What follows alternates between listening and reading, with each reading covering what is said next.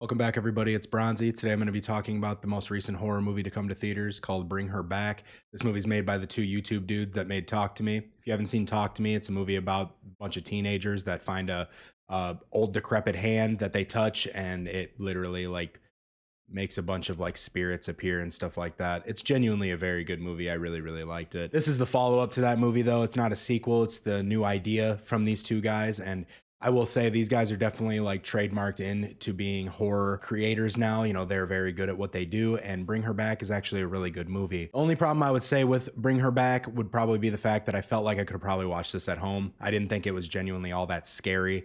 I think the idea behind it is pretty scary. I think nowadays with horror movies, a lot of horror movies since Hereditary came out back in like 2018, a lot of movies are about trauma now. Like they focus more on the characters having traumatic moments in their lives, such as losing somebody or having like an illness happen to them at some point and how they deal with that later on in life. And that's what Bring Her Back is pretty much about. It's about a couple kids that lose their father in a pretty horrific way.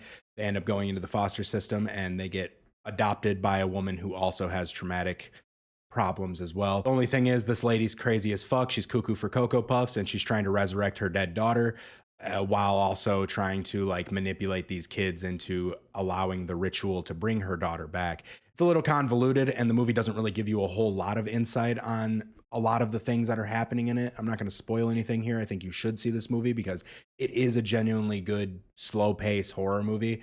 It just doesn't have the shock value that most horror movies would have. There's some body horror here, you know, some gore. It's good gore too. It looks really good and it's kind of fucked up. But there's not a lot of like jump scares here. It's more of like a shock and awe, like slow burn up until like a reveal. And then that reveal is like, whoa, that's fucked.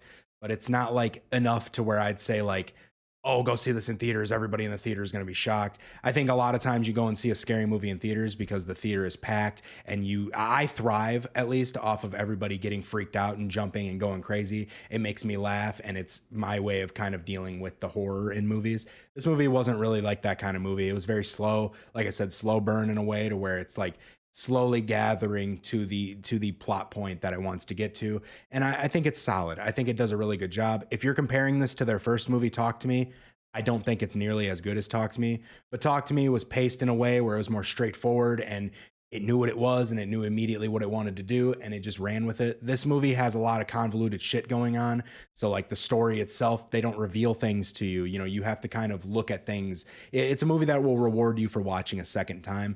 And that's another reason I thought maybe I could have waited to see this at home instead of theaters, but everybody was telling me how fucking amazing it was, so I had to go and see it. I would say this is a cool movie. If you like psychological horrors, if you like body horror type stuff, this movie does it. There's not a lot of like loud noises that make the jump scares happen. There's really not a lot of jump scares at all, to be completely real. The story as a whole is creepy. The whole like ritual to bring somebody back to life thing is genuinely very creepy to me. I've always been somebody who's kind of scared of like exorcism type stuff, and this movie kind of does that. All in all, though, I liked it. I'd give it like an 8 out of 10 because I would watch it again because I do think it rewards you to watch it again, but I don't think it's a movie that I would like go to theaters to see. And I don't even think it's going to be in theaters by the time this video comes out, to be completely real with you guys. But I liked it though. I mean, it wasn't the worst thing I've ever seen when it comes down to it. I feel like a lot of movies nowadays are trying to be Hereditary, and this one is pretty much, if you like Hereditary, you'll like this one. It's just not on the level of Hereditary when it comes down to it. It matches the tone, but it doesn't, you know, it doesn't do the same thing Hereditary does.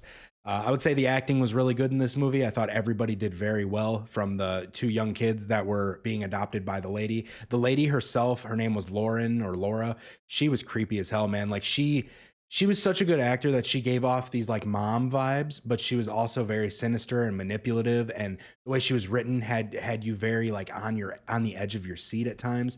And I like that. I think having a movie kind of like that movie, I don't know if you guys have seen it, but that movie Heretic with the two girls that end up going into Hugh Grant's house and he's like a crazy Bible thumper guy, or like anti-Bible thumper guy. It had the same vibes as that movie, where it was just like you were uncomfortable for the most part because of the way the characters were portrayed. But all in all, I thought it was really good, and I enjoyed it. I just wouldn't see it in theaters again, to be completely real. But if you guys enjoy these types of reviews, I post these on TikTok and on YouTube, so feel free and subscribe and follow up on there. I give my genuine opinion on things, whether you like it or not. It's just how I feel about them.